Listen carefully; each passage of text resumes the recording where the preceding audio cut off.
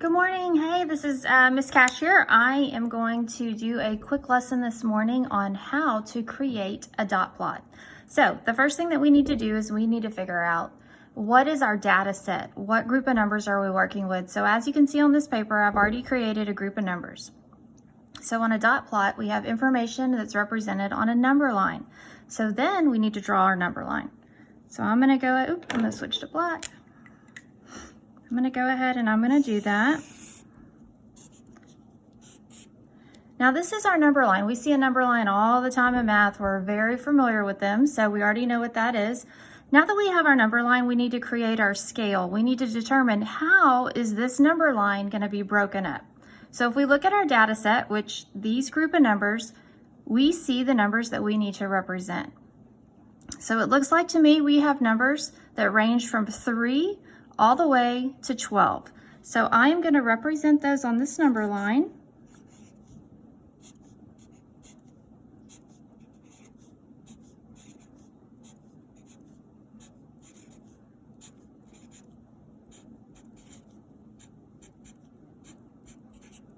Now, you notice that I did this freehand, so I tried to space them equally.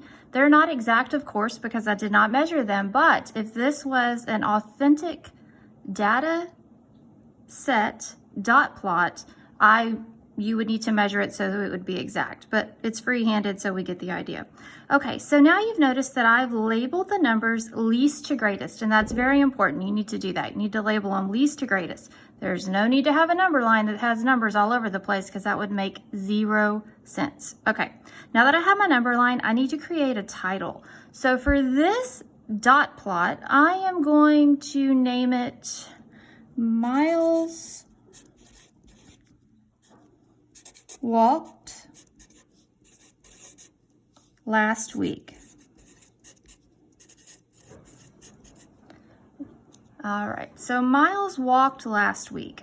So down here, these numbers are going to represent different miles. So that's very important. That's the unit that we're using to measure. So I'm going to write miles down here so that everyone knows, okay, these represent miles. So the way that the dot plot works is what I'm going to do is I'm going to go to my data set, and for each number that I have up here, I'm going to put a dot down here on the number line. So we're going to start out with 8. So I'm going to cross it out, and then I'm going to go to 8, and I'm going to put a dot.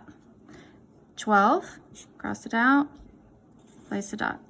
7, cross it out, place a dot. 10, cross it out, place a dot. 12. You notice that I stack the dots on top of each other. 8, 9, 10, 11, 7. I'm also crossing these out so I don't get confused. When you're using or when you're creating a dot plot, it's very easy to get confused with have I put the dot, have I not? So just cross it out and then it's much easier to keep track.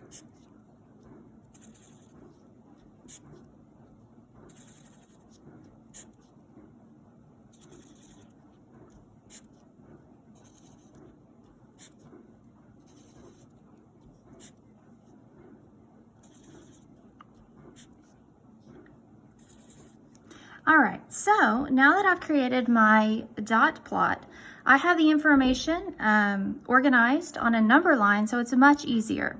So if I want to know how many people walked 9 miles last week, I would look at the 9, and then I would count how many dots. Each dot represents one person, so 3 people walked 9 miles last week. Now, if I wanted to know how many people walked 4 miles, I would look and there is no dot, which means that no one in this data set, these group of people that were surveyed, walked 4 miles. There's also no outlier on this dot plot. An outlier is a number that is way away from all the others. And this dot plot does not have one. Well, I hope this short tutorial has helped you to understand how to make a dot plot. We sure do miss you, and we can't wait to see you. Have a great day. Bye-bye.